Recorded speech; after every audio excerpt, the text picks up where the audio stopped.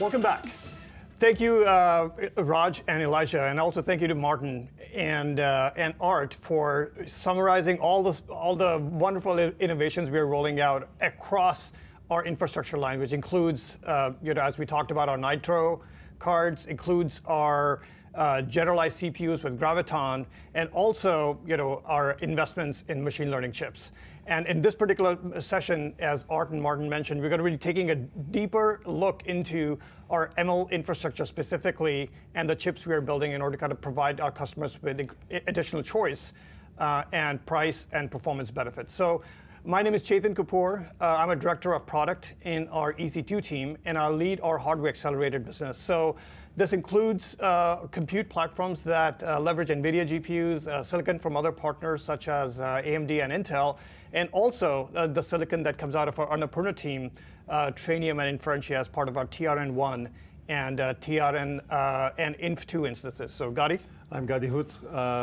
Very happy to be here. I'm running business development, product management, and solution architecture teams at Annapurna Labs, basically anything that relates to our customers. Great. So Gadi, you and I, we have worked for several years, right? Oh, so yeah. Going back to like 2016, 2017 timeframe, when we started working on our F1 instance. I wasn't the product manager that launched it, but I did work very closely with you to build a business from the ground up, and that was super exciting. So, it's always encouraging to be part of a group or part of an initiative where there isn't a precedence, and then you're given the challenge to actually build that business out. So let's share a few things about our experience with our FPGA businesses and F1, which also uses Annapurna technology, and how we actually map that to our plans around custom ML silicon. Yeah, so perfect topic to start with. So the idea of building the FPGA as a service business came out of our experience at Annapurna with silicon designers and hardware engineers that really wanted a scalable way to be able to ideate, test, and build and deploy custom hardware in the cloud. A lot of customers of FPGAs were doing those things on premises. There was really no mechanisms and know-how how to deploy these things in the cloud. So we basically had to build something new, not only on the software and hardware side to enable customers to deploy securely FPGA designs in the cloud, but also kickstart a new ecosystem that didn't exist on how to develop with FPGAs in the cloud. Today, when I look back, Chetan, on what we did and what the teams built, we have great partners like Illumina for genomics and Trend Micro for security, customers deploying FPGAs to accelerate multitude of workloads like genomics, silicon design, EDA workloads, analytics, data analytics, and many other workloads. But when you think about it, really, it was kind of a great gateway for us as a team to learn how to deploy cloud infrastructure for dedicated chips. Correct. Started with our Graviton and, of course, Inference and Trainium. So I still remember when we ideated on the first product narrative. Yep. We called it back then N1, I believe. We did, yeah. And it did evolve into Inferentia and Inf1, which are, I think, way better names. But let's talk through our thinking back then on why we felt it was important to start building a silicon for accelerating machine learning. Absolutely. Workloads. So for the uninitiated, by the way, so we at Amazon, we don't come up with PowerPoint presentations that talk about what we want to build. We actually write down detailed, long narratives that actually talk about the customer value proposition, the customer issues that we're planning to solve, and what the features and capabilities of the product are going to be exactly, and how they're going to help the customer value. So that's what Gadi is kind of referring to.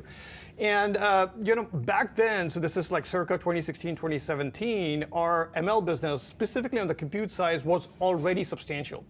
And we were looking at the growth trajectories, and it was relatively straightforward for us to kind of look into the future and estimate that this business has a potential to grow 5x, 10x over the few years, right? Yep. And based on that understanding that this business has the potential to be a large business, we were pretty motivated to kind of figure out a way to give our customers additional choice and lower their costs, right? So we had this firm belief that in many cases, cost was a limiter to how pervasively 100%. Our customers are able to deploy machine learning, deep learning, and now GenAI applications, right? So that was the basis of us like starting to look at building our own silicon. And specifically on the inference side, we started there because we looked at some of our large customers, internal and external, and looked at their usage patterns, right? And what we saw was that customers would actually build and train models on a regular basis, but then they would actually deploy it at a massive scale. So think about Alexa, think about search, think about like other consumer-facing companies. And once they're deploying their products and services to hundreds of millions of customers, the inference cost like really adds up. So we had estimated that about 90% of the spend was happening on inference, and that was a problem we want to tackle first, right? So out of the gate, we actually launched our Inf1 instance. This was back in like late 2019. And we saw great usage from Amazon teams, and Martin and Art have talked about the savings that Amazon was able to see internally.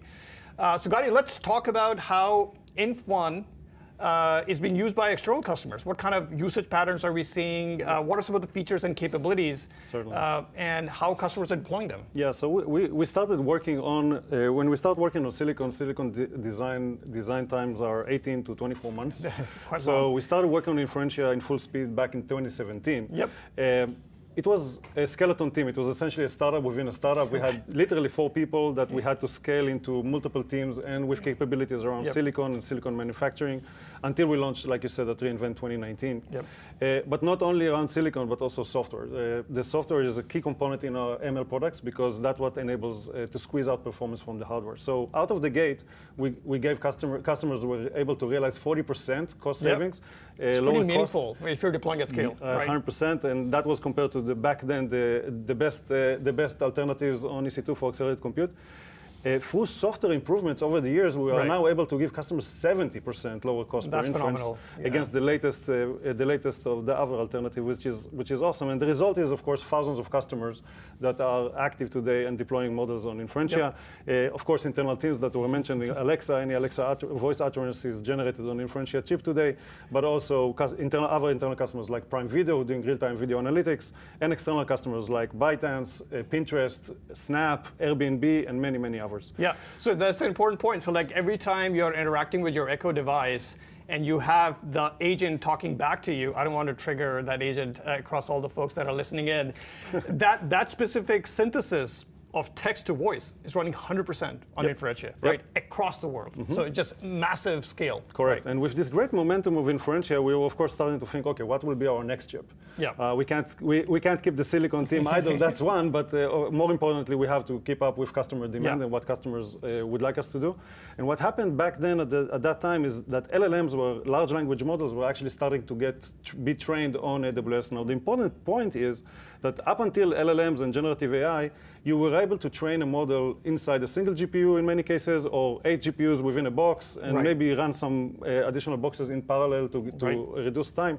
But the scale was in the tens of GPUs, maybe 100 GPU. With generative AI models, the model size became so large, customers had to kind of rethink deployment strategies and invent new ways to train models, which really got us thinking. So Chetan, maybe we can walk through our mental model around why we decided to take training as the next challenge. Yeah, so and we have seen, I talked briefly about like how inference was, a pretty significant portion of our customer spend, right? And it still is, right? But over the last, I would say 5 or 6 years, we have seen different cycles of innovation across model development, model training, and eventually model deployment, right? So every time there's a big innovation in the community, there is a lot of focus on, training that model as quickly as possible, refining its accuracy, making sure it scales across different use cases, right? So we see, these waves where, and we're in that wave right now, where a lot of customers are investing time and money in taking a look at GPT-style models and understanding what they can do with this technology, right? So a lot of them end up mostly fine-tuning those particular models that they're able to kind of source from the public domain. But in some cases, they actually are investing vast amount of resources to actually train these models, right? And there's a race to the market, right? So whoever is able to kind of get out with the best model in a most cost-effective fashion, gets an edge in the industry, right? So then, after tackling inference, we shifted our focus to training, right? Where, we are seeing customers scale up to tens of thousands of accelerators in the AWS cloud. And in order to kind of deliver on the same value propositions as Inferentia on the inference side, we said, okay, the next big challenge is going to be on the training side. Yep. So Gadi, let's talk through how the Trainium chip is so fundamentally different than the inference chip, right? Because behind the scenes, under the covers, there's a pretty big difference in the architecture side. So let's share some of those details. Awesome. So training is, like you said, is a very different workload than inference, especially with these large models where customers need to be able to scale beyond a single server. Yep. So I really like to think about this problem in two levels. So whatever happens within the server is mainly a machine learning problem that we need to solve with high performance, low power. And when it goes out of the server, we are now talking network and scale. Those are more problems that are more like HPC, system scale, correct. So we essentially had to build the chip with that in mind because we were actually literally building a supercomputer that spans many thousands of servers. So one of the main reasons that our customers are able to see higher performance, low power, and of course dramatically lower cost is when we design these chips, we design them specifically to run in the AWS cloud. So we don't need to carry legacy like other vendors of 10 plus years of features that were deployed in different ways. We are focused on what our customers need. Things like data types we might not need, or in some cases, like different parts of the actual accelerator are for different workloads and not for deep learning. Completely different workloads, so. correct. And we also have to kind of think, okay, what happens, like I mentioned before, the design cycle is 18 to 24 months. We actually need to think, and we want these products to be viable for customers for 3 to 5 years. We have to make sure they are not fixed function, and customers can continue to deploy new workloads on them. So let's take a look at the Trainium chip. I brought one with me today. We're still in Silicon Day. So this is a super complex design. Like Nafa and Gary covered earlier today, not too many companies on the planet can actually design such complex chips.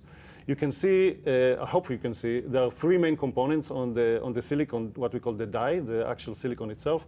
The big one is the compute. We have two neuron cores, what we call neuron cores. Those are the compute cores within the chip. That's where the big ML engine is, right? That's where all the compute is happening, all the linear algebra calculations are happening there. And there are two smaller ones on the side. Those are the high bandwidth memory that we have on each one of these chips. And as compared to Inferentia, this is the Inferentia 1 chip. You can see there is a significant difference in size. But the Trainium chip itself provides 3x the compute as compared to Inferentia, 4x higher memory capacity, 16x higher memory bandwidth, 24x higher neuron link bandwidth. Neuron link is our way to interconnect these chips together within a box. And at the server level, 16x higher networking bandwidth as compared to Inferentia 1. So there was a lot of it was basically a leap in performance and capabilities as compared to Inferentia. And like you said, we packed a lot of new features, like new data types, automatic memory compression, the ability to run custom operations. Oh, that's a really key feature for some of our advanced customers, right? So because they want to get into the nitty-gritty details and write their own custom operators. Correct, and this goes also to our future proof because we can't predict what the data scientists will do. This space changes very fast. We actually have a session later on today with Shruti and Matt that will discuss in detail all of these features. I really recommend you guys to stay for that one. But it's not just about the chip. It is not.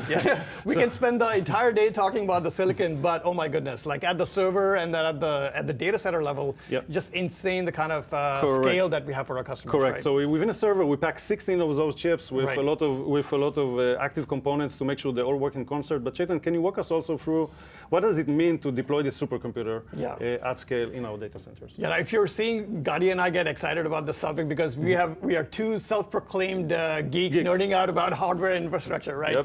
So Gadi just talked about the actual silicon, right? And in a Trainium 1 server, we actually pack 16 of them, right? So that's what the hardware, and then we have obviously an EC2 instance that's running on top of it, right? So there's a lot of power that is packed into the chip, into the server itself, but again, as these models, these GenAI models that are 100 billion parameters and larger, and some of them are even going north of trillions of parameters, we have to really think at our data center level, right? So So right from the chip-to-chip connectivity that we have inside the server, the connectivity that we have outside of the server, which in this case of Trainium 1, we launched with 800 gigabits per second, which was the fastest in the industry for Ethernet-based networking, and then scale that out across the data center itself, right? So let's dig into some of the details on how we do that. So we use our Nitro cards, and we have a whole slew of them in a particular server that we actually use for networking connectivity, and we run our EFA protocol or capability on the particular Nitro cards, right? So it's custom built by Amazon. It uses our SRD protocol to actually communicate across the rest of the network, right? So think about the server connecting to the top of the rack switch, and the top of the rack switch connecting to another set of network infrastructure in the back to actually create a massive supercomputer, right? We actually have in each server, we have 26 different Annapurna chips inside each of the Trainium servers. that is amazing, right? So again, what Gadi is mentioning, it's the Trainium chips. These are the Nitro cards that actually go into the server itself. Nitro SSD. Right. So, and then this gives us a lot of flexibility. So first off, it actually enables us to define that cluster that best fits with our AWS infrastructure, right? It allows us to maximize performance and also lower costs, right? Because we are leveraging our own silicon, not only at the compute level, but at the networking level, and even at the rack and the switch level, 100%. right? So there's a lot of goodness packed in there, and our customers are able to kind of tap into this capability at a massive scale. So like, we're in the process of building out a Trainium 1 cluster that'll have more than 30,000 chips in a single cluster. So imagine that. So going from one chip all the way to 30,000 chips at a single cluster, where you can actually not only train your GenAI models, but train them really quickly to get yourself an advantage from a time to market perspective, right? That's the at the system level and at the server level how we're thinking about networking and scaling out. So now shifting back to GenAI, Gadi. Yeah. So we talked a bit about Trainium and how it's set up to scale and help customers like really cut down the time and the cost it takes to train these models. Now GenAI inference is the next big challenge, right? And we're starting to see customers do that already.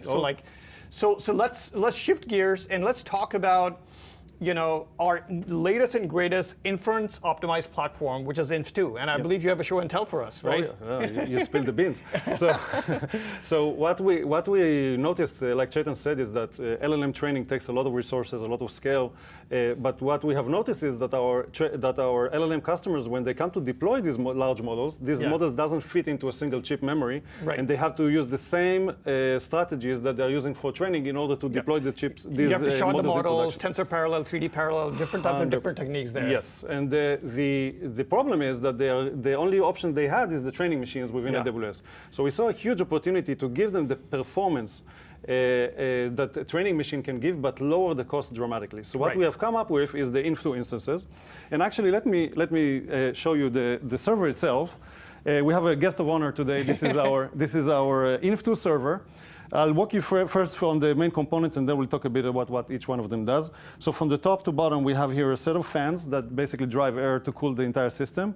Here we have the heart of the system. These are 12 Inferentia 2 cards that are arranged in a row here and are interconnected between them with the neuron link I was talking about before. And down here, this is a kind of a standard EC2 server, dual socket server with the main CPUs and the DRAM memory associated with that. And on the bottom, we have the Nitro cards that enable the connectivity and storage for that device. So let me take out an Inferentia 2 card and basically show you what it means. I wish you guys can hold it. It's fairly heavy. There's a massive heatsink here on the top, and the chip is kind of underneath. You can't see it, but you can see from the back that this is where the chip is located. What we have noticed is that for LLM inference, most of the performance is coming from memory bandwidth. Right. So like I said before, we wanted to take the advantages of a training machine, but put it in a cost-effective way. So what we have done is we changed the form factors, we cost-reduced the system significantly, lowered the overall power consumption of that system. And we have managed to keep the memory bandwidth high. So this system, when we put all these 12 chips together and make sure they work in concert, this system runs at a bandwidth of almost 10 terabytes per second of memory bandwidth. I'll just put it in perspective. 10 terabytes of let's say your regular SSD in your laptop is 256, let's say 512. It means that you can put 20 SSDs like that, read all of their content in 1 second. That's equivalent to what's happening in this server.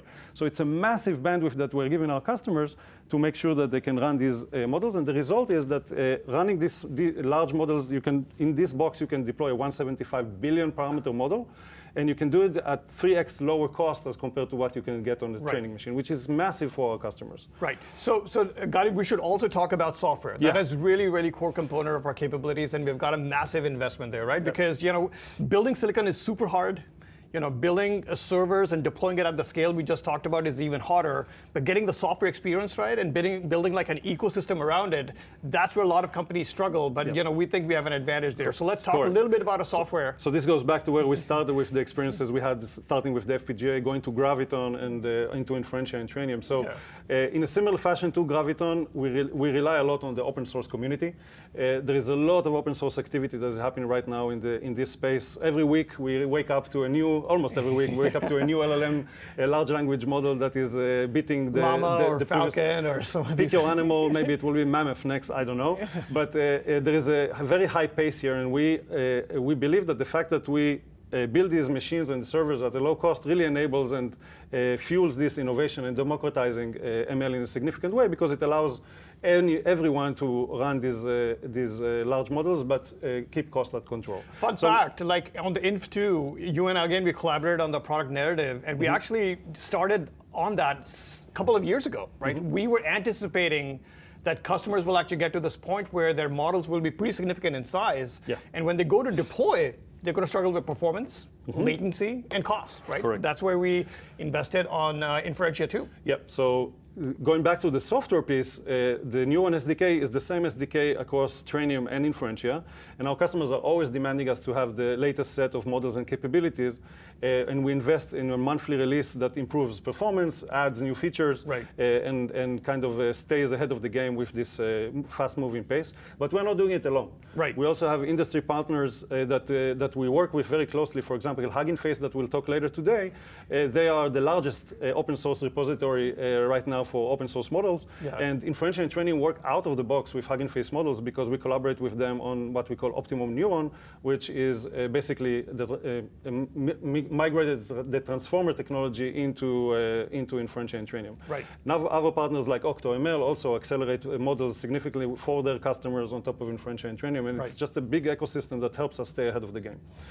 One last point is for customers is ease of use and portability. We invest a lot in the Neuron SDK to ensure that we remove the complexity from the customer, and we handle that with compiler technology and other components of the Neuron SDK. So from a customer point of view, it's basically Neuron is a plugin into PyTorch and TensorFlow.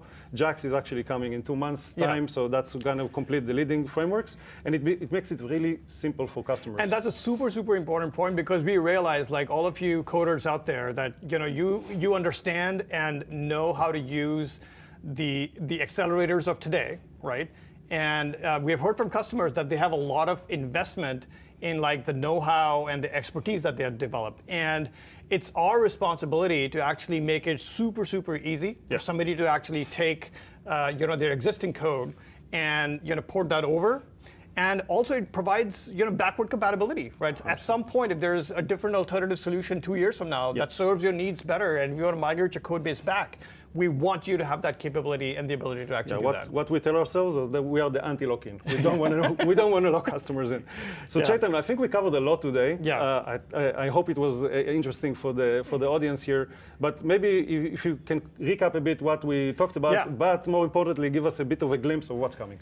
So there's a lot of investment that we've already made in our ML silicon.